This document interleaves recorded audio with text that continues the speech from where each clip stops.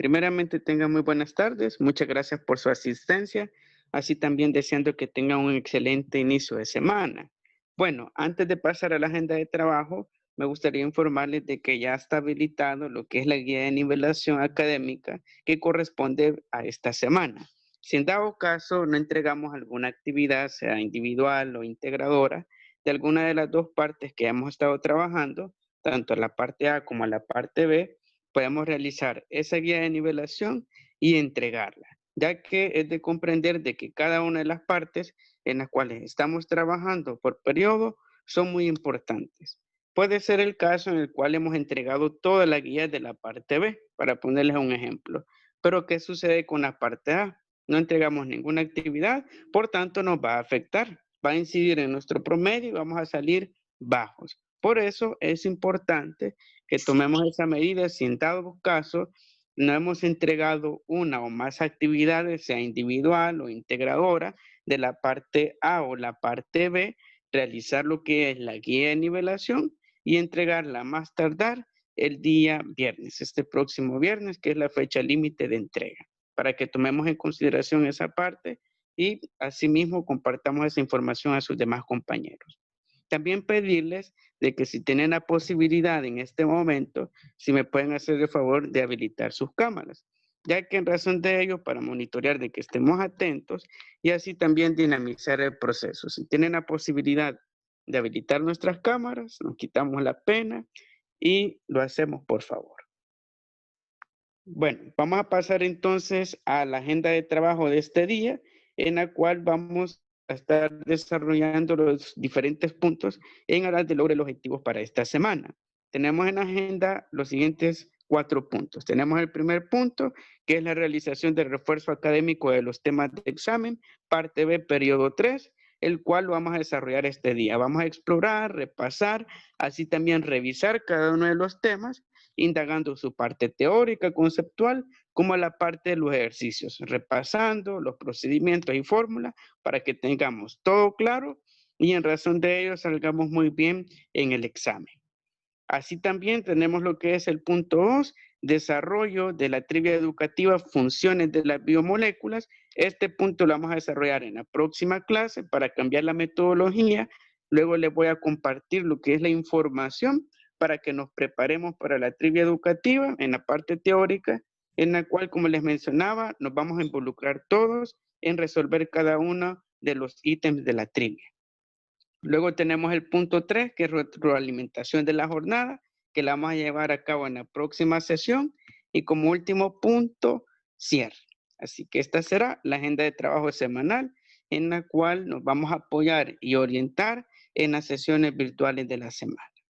Les voy a pedir por favor de que anotemos la agenda de trabajo semanal, pero posteriormente, ya que vamos a profundizar en cada uno de los temas en aras de que comprendamos mucho mejor la parte conceptual y luego les voy a facilitar lo que es la presentación, el documento de la presentación para que realicemos esa respectiva anotación, por favor, más los anotes y así también los apuntes del refuerzo académico. Vamos a iniciar entonces con el refuerzo académico para profundizar en cada uno de los temas del temario.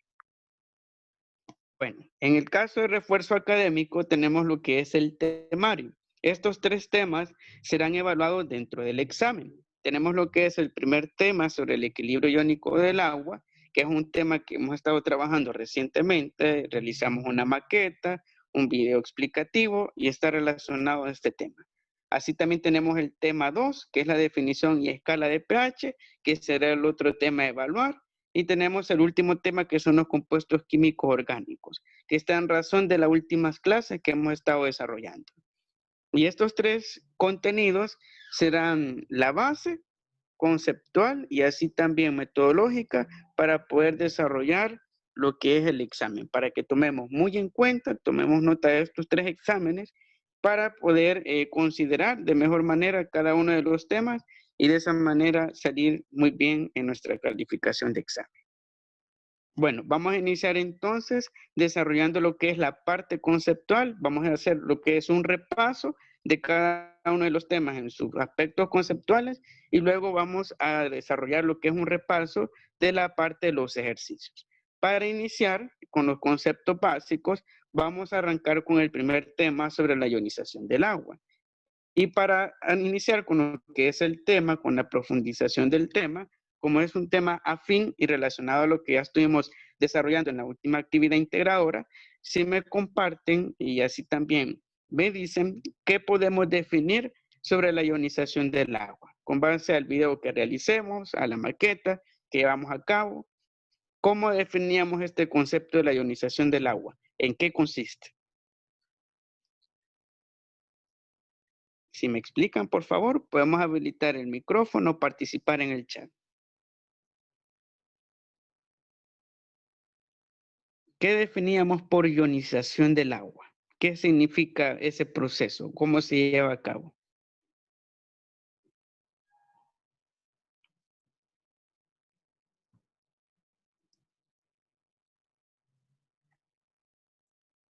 De los que estamos en línea, si me comparten su punto de vista, ¿qué definíamos por el proceso de ionización del agua?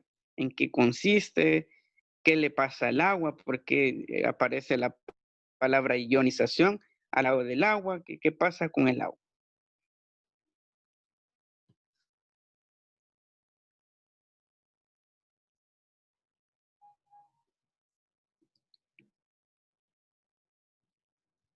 Podemos participar en el chat o habilitar el micrófono.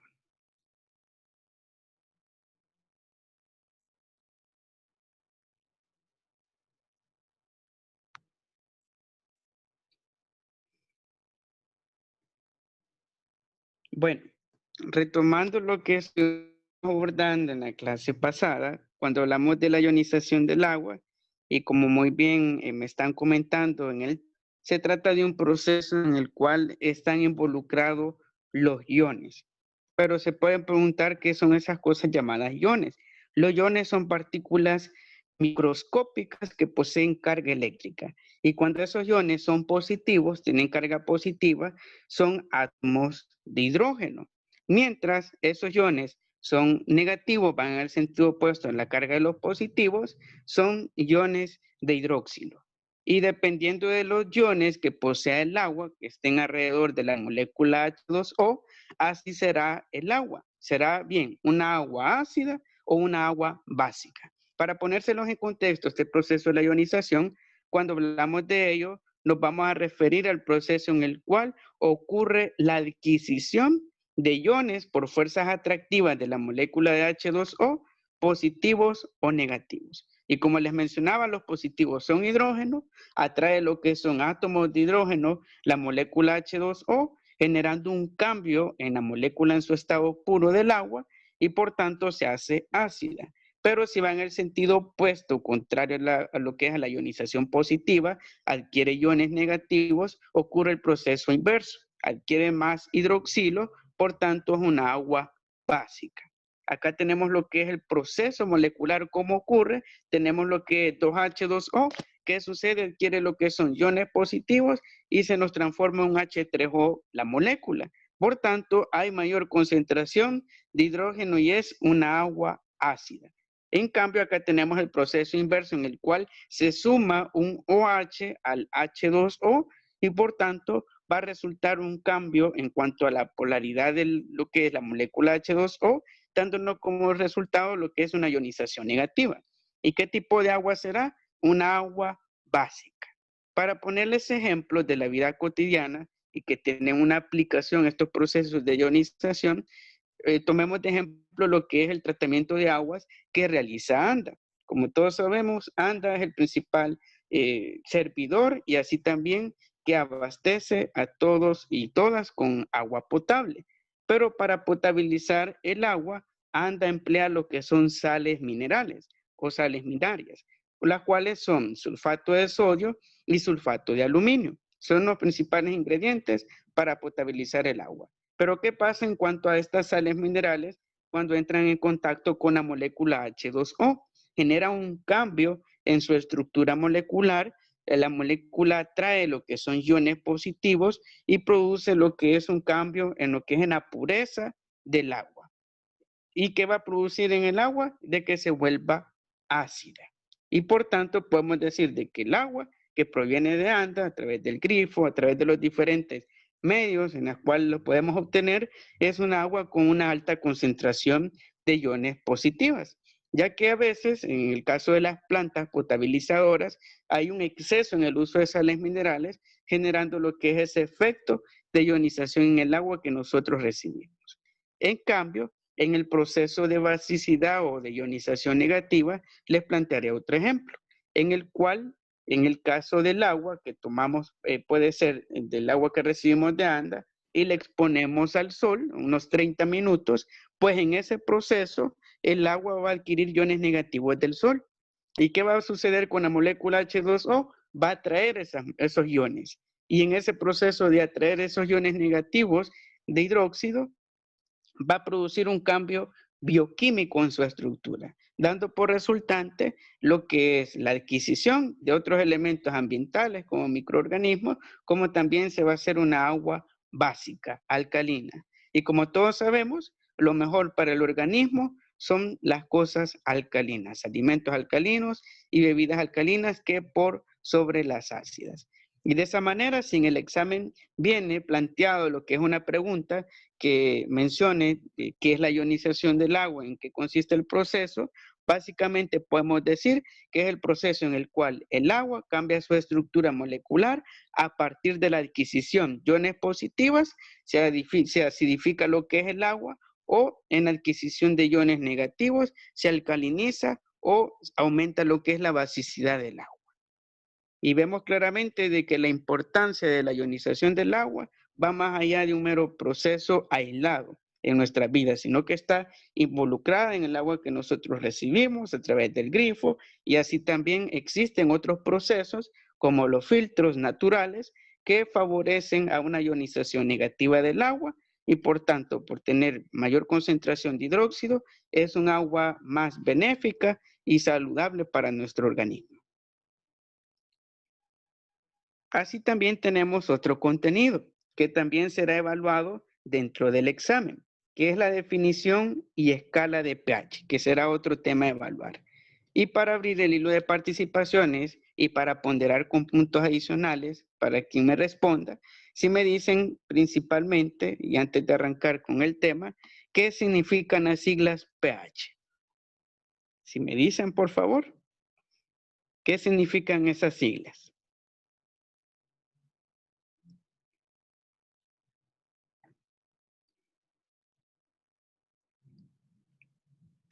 Punto para examen para que me mencione qué significa pH. Profe, si no me equivoco, no serían los números de hidrógeno positivo.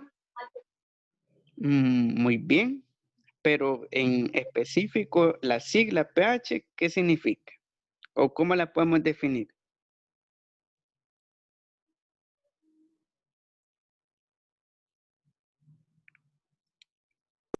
Potencial de hidrógeno. Muy bien, excelente. Y la palabra pH significa Profe, ya le había potencial escrito yo ahí en el chat. de hidrógeno. Bueno, luego voy a revisar y me escriben posteriormente en el WhatsApp. Los dos han ganado los puntos. Y se llama potencial de hidrógeno. El potencial de hidrógeno se mide a través de la concentración de iones, valga la redundancia, de hidrógeno que posee una sustancia química. Como todos sabemos, el jugo de limón es ácido. ¿Pero por qué es ácido el jugo de limón? Porque tiene un alto potencial de hidrógeno. Tiene mucho hidrógeno concentrado dentro de su estructura molecular. Y por tanto, para comprender una sustancia, si es ácida o básica, lo vamos a hacer en razón de cuánto hidrógeno posee. Y es allí cuando surge el término potencial. A eso hace referencia, a cuánta cantidad posee de elementos de hidrógeno una sustancia química. Y si aparece en el examen, y es posible que aparezca un caso y mencione qué significan las siglas pH, potencial de hidrógeno. Y para poder hacer la medición del potencial de hidrógeno se realiza por medio de una métrica que va del 1 al 14. El 7 divide a la escala. El 7 es el término neutro. Arriba de 7 tenemos sustancias alcalinas y por debajo de 7 tenemos sustancias ácidas.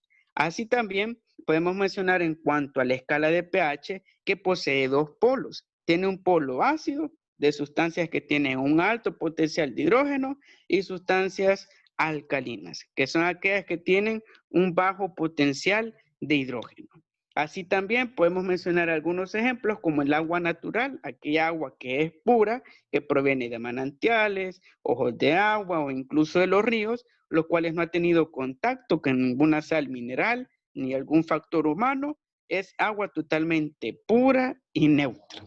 Así también tenemos otro ejemplo que es la sangre, que sabemos es el líquido vital que nos sostiene y nos da vida, que tiene un pH de 7,38 a 7,42. Si vemos claramente está levemente arriba de 7. Sin embargo, sigue siendo neutra, pero con una orientación a la basicidad. Es levemente básica. Y podemos ver claramente de que este proceso de la escala de pH es muy importante para nuestro organismo. Incluso esta escala la emplean los médicos. Los médicos evalúan a través de los exámenes de sangre y de orina lo que es el parámetro del pH, ya que aparece lo que es ese dato. Y ese dato, si el pH de lo que es nuestro examen aparece por debajo de 7, significa de que hay una infección. Ellos así deducen lo que es un proceso bacteriano. Si está por debajo de 7, hay presencia de un foco de infección. Puede ser generalizado o localizado en alguna parte del cuerpo. Sin embargo, si el pH está por arriba de 7, que también suele ocurrir ese proceso, significa de que hay un aislamiento en cuanto a la acidez. En otras palabras, significa de que gran parte del cuerpo está protegiéndose de alguna infección y también es parámetro de que hay presencia de algún foco de infección. Así que la escala de pH vemos claramente de que es una escala que permite comprender mejor al ser humano y por medio de sus valores incluso hallamos lo que son remedios para nuestros malestares cotidianos.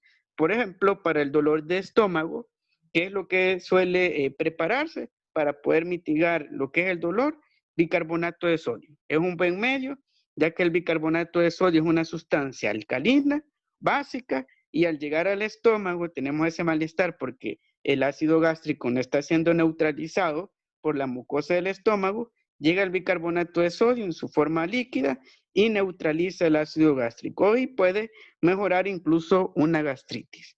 Y ahí vemos claramente de que el pH, como les mencionaba, significa potencial de hidrógeno. Su escala va del 1 al 14, 7 neutro, por debajo de 7 ácido y por arriba de 7 sustancias básicas. Y de esta manera hemos abordado lo que es el tema 2 del temario. Y vamos por el último tema, en cuanto a los aspectos conceptuales, que hace referencia a los compuestos químicos orgánicos. Para arrancar con lo que es este último tema en los aspectos conceptuales, me gustaría abrir el hilo de participaciones y que me mencionaran lo siguiente. ¿Cuál es la diferencia? Y hablábamos también este aspecto en clase, de un compuesto químico orgánico de un inorgánico. ¿Cuál es su principal característica? Que lo hace diferente a los orgánicos de los inorgánicos. Punto adicional para que me mencione una respuesta aproximada a la respuesta. Si me mencionan cuál es la característica principal de los compuestos químicos orgánicos que los hace diferente a los inorgánicos.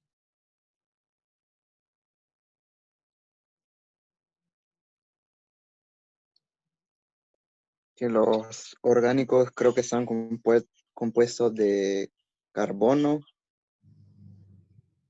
Creo Muy que bien. eso es. Excelente. Y en efecto, en el caso de los orgánicos, están compuestos de carbono. Es su principal característica. Así como una hoja, ¿por qué se descompone más rápido que el plástico? Porque está hecho principalmente por átomos de carbono, mientras el plástico tiene un mayor dominio de átomos de hidrógeno. Y allí vemos claramente de que los compuestos químicos orgánicos en esencia están compuestos por átomos de carbono. Pero exploremos ese átomo. Es posible que en el examen venga la siguiente pregunta. ¿De cuántos electrones de valencia posee el átomo de carbono?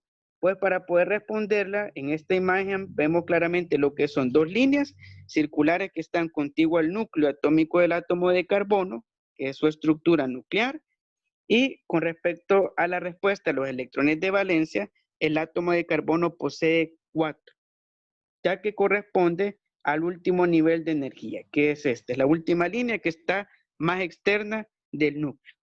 Claramente vemos, tiene 4 electrones de valencia. Así también tenemos su representación en la estructura de Lewis. Cada punto significa un electrón de valencia. La C es el símbolo químico del átomo de carbono. También tenemos la estructura tetraédrica, tridimensional.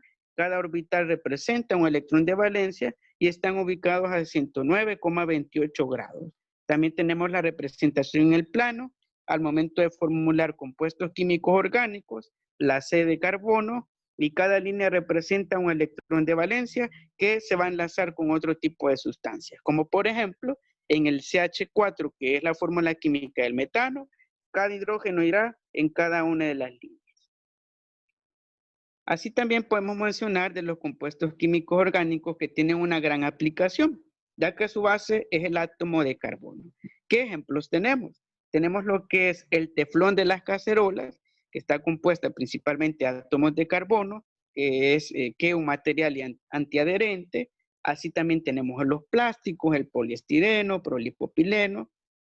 Asimismo también tenemos el PVC, las mantequillas, cremas, jabones, sales minerales, pastas, los panes, las rosquillas, el ADN, así también el ARN, las carnes, los aceites e incluso nuestro vital líquido que nos permite vivir, que es la sangre. Todo ello está compuesto de carbono e incluso los científicos afirman de que la presencia de carbono en la Tierra, en la corteza terrestre, es la mayor cantidad que puede existir con respecto a otros elementos atómicos. En otras palabras, hay más carbono en la corteza terrestre que átomos de hidrógeno, ya que es el elemento más abundante en la Tierra. Prácticamente nuestras uñas, nuestro cabello, la mayoría de cosas que están a nuestro alrededor tienen presencia de este átomo.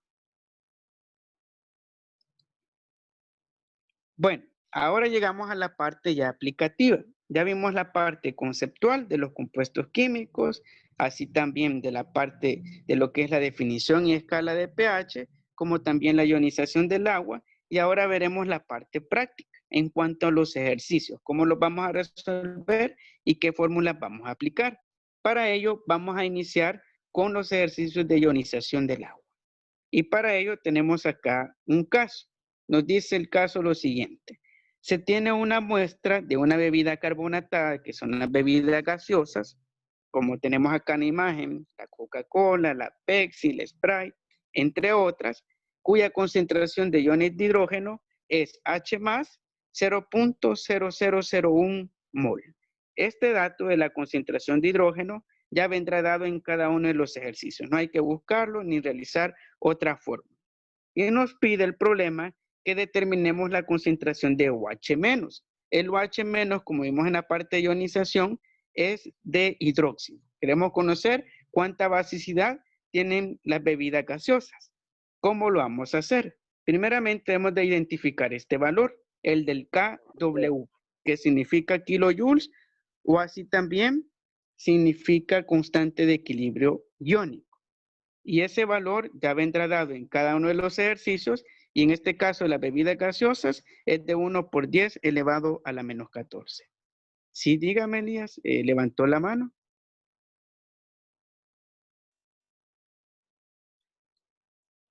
Quería saber qué significaba el OH. O sea, ajá.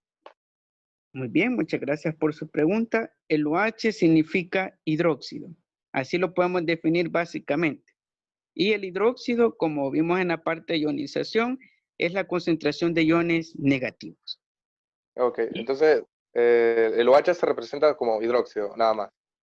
Sí, así lo podemos representar como hidróxido. Ok, gracias. Muy bien. Y con base a este dato, como les mencionaba, de la kW, que significa kilojoules, o en otras palabras lo podemos resumir como equilibrio iónico o constante de equilibrio iónico, vamos a determinar la concentración de OH, que significa hidróxido. ¿Cuál es el valor de la constante iónica? En el caso de las bebidas gaseosas, es de 1 por 10 elevado a la menos 14.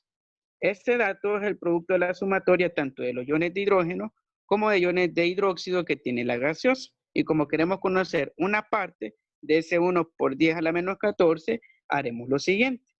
La fórmula del OH menos será igual a la división de la constante de equilibrio iónico del valor del KW, que es de 1 por 10 elevado a la menos 14, dividido entre el valor de los iones de hidrógeno. ¿Y cuánto es? Es de 0.0001 mol. ¿Cómo surgió entonces este 1 por 10 elevado a la menos 4? Surgió de pasar o convertir, mejor dicho, a notación científica, el 0.0001 mol. ¿Cómo lo haremos? Escribimos la cantidad tal cual, 0.0001 mol. En nuestra calculadora le damos igual y luego buscamos la tecla NG. La presionamos y dará lo que es este resultado de 1 por 10 elevado a la menos 4. Y ahora que tenemos de esta manera la expresión de la fórmula, vamos a dividir. Dividimos lo que es 1 por 10 elevado a la menos 14 entre 1 por 10 elevado a la menos 4, que es esta cantidad convertida en notación científica. ¿Y cuánto nos resultará? El valor de OH menos es de 1 por 10 elevado a la menos 10. Pero acá viene una observación. Para colocar lo que son estas cantidades y dividirlas, lo vamos a hacer siempre en todos los ejercicios, incluso los que vengan en el examen, entre paréntesis. Colocamos entre paréntesis 1 por 10 elevado a la menos 14 y también 1 por 10 a la menos 4.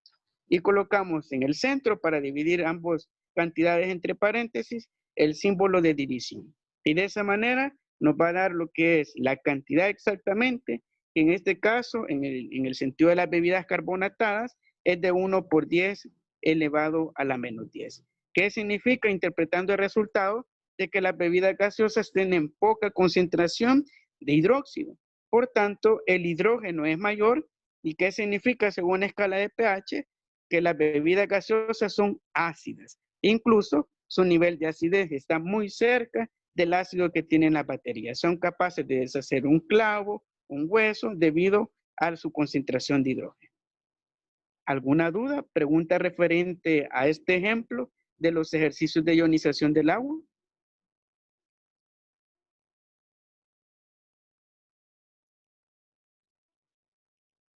¿Alguna duda? Pregunta referente a este ejercicio de la ionización del agua.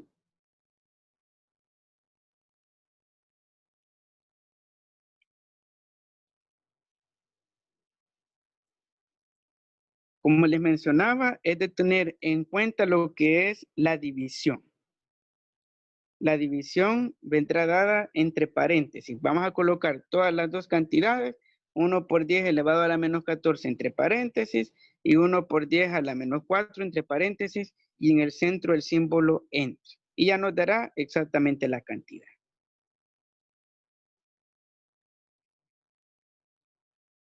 Bueno, vamos a pasar entonces al siguiente ejercicio.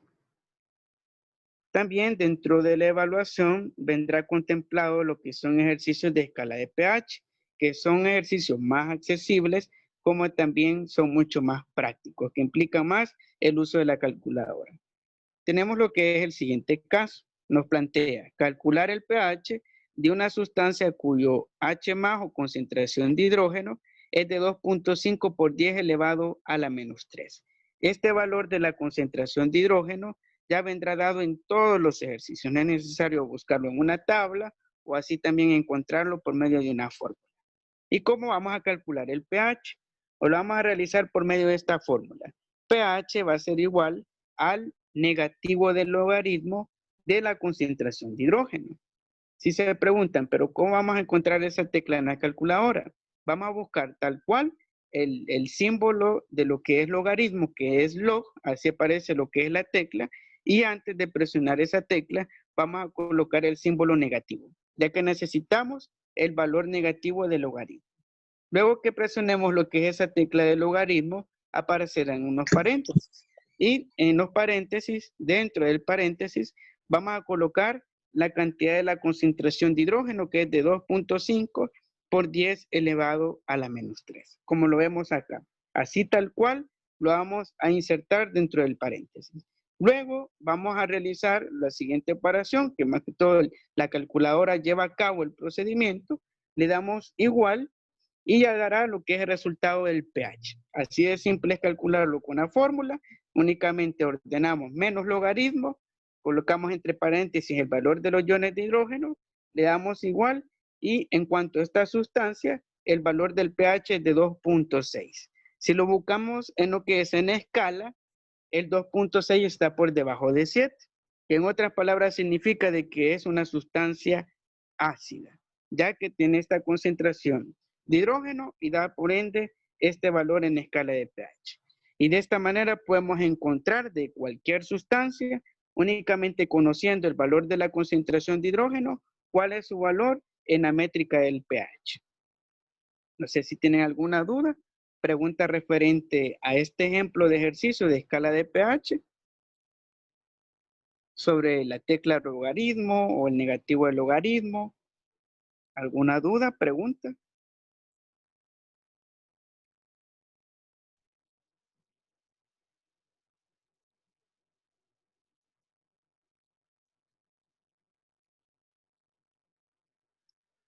¿Alguna duda? Nada, Pregunta. profe.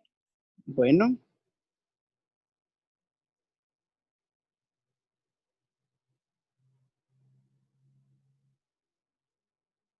Como les mencionaba, la clave está en este tipo de ejercicios. Primeramente, identificar el valor de la concentración de hidrógeno y luego el logaritmo. Buscamos esa tecla en la calculadora, lo ponemos en negativo y entre paréntesis integramos lo que es la cantidad de la concentración de hidrógeno y nos dará por resultante el valor del pH.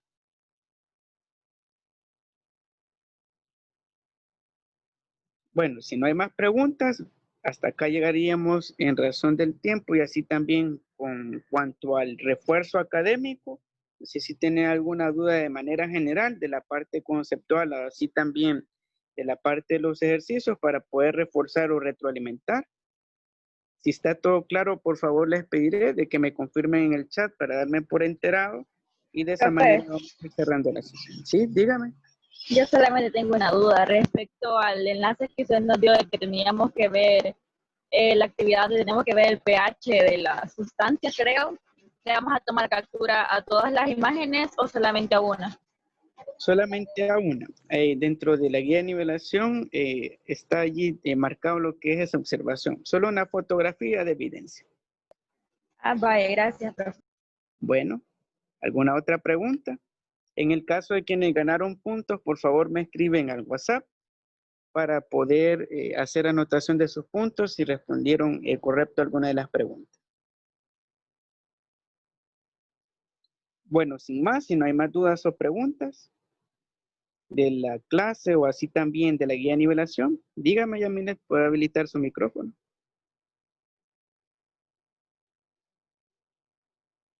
Yamilet. Es, profe, eso de las imágenes que me contaba Claudia, ¿de qué se refiere? Es que no estaba muy enterada, entonces quería saber. En cuanto a las imágenes, se refiere a la guía de nivelación. Si corresponde hacer guía de nivelación, en el primer apartado, el primer literal, es de realizar lo que es una práctica en un simulador para calcular lo que es el valor del pH. Y como son varias sustancias las que hay que organizar en el simulador, únicamente es necesario, si realizan esa actividad de nivelación, una fotografía de una sustancia al cual calcularon el valor del pH.